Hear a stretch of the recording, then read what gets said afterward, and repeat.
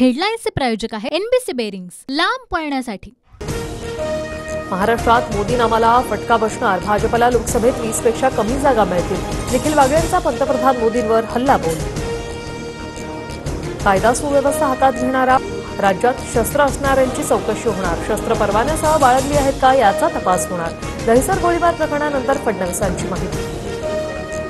श्वान आणि माणसांची तुलना करणाऱ्यांनी राजीनामा द्यावा, सरकार बरखास्त करा, राष्ट्रपती राजवट लावा, नाना पटोलेंसह संजय राऊतांची मागणी।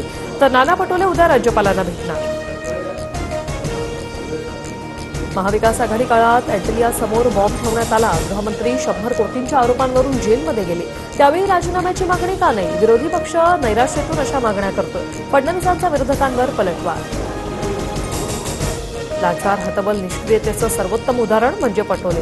फडणवीसांवर टीका करण्यापूर्वी पटोलेंना स्वतःची कारकीर्द त्यांनी तपासावी। महाविकास आघाडी काळात गृहमंत्री काय करत होते? भाजपच्या विरोधकांना चोख प्रत्युत्तर। पटोले स्वाभिमानी आहेत म्हणून त्यांनी खासदारकीचा राजीनामा दिला होता। भाजप सत्तेसाठी लाचार आहे, ज्यांच्यावर आरोप केले त्यांच्यासोबत खुर्च्या उगवत बसला आहात। भाजपच्या टीकेनंतर काँग्रेसचा पलटवार। बाळासाहेब ठाकरेंना भारतरत्न मिळायला हवा, मनसे अध्यक्ष राज ठाकरेंची फेसबुक पोस्ट करत मागणी। मनोज जरांगे उद्यापासून उपोषण करणार, अधिसूचनेच्या अंमलबजावणीसाठी जरांगे पुन्हा आक्रमक, सरकारच्या भूमिकेकडे लक्ष।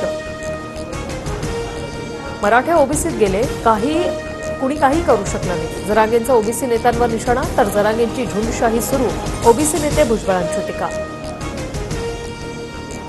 केंद्र सरकारकडून 3 भारतरत्न पुरस्कारांची घोषणा, माजी पंतप्रधान नरसिंह राव, वैज्ञानिक MS स्वामीनाथन आणि चौधरी चरण सिंह यांना भारतरत्न। उद्या संसदेच्या अधिवेशनाचा शेवटचा दिवस, संध्याकाळी 5 वाजता संसदेत पंतप्रधान मोदींच्या निरोपाचं भाषण। निवडणुकीपूर्वी मोदी काय बोलणार याकडे लक्ष। हेडलाईन्सचे प्रायोजक आहे एनबीसी बेरिंग्स, लांब पळण्यासाठी।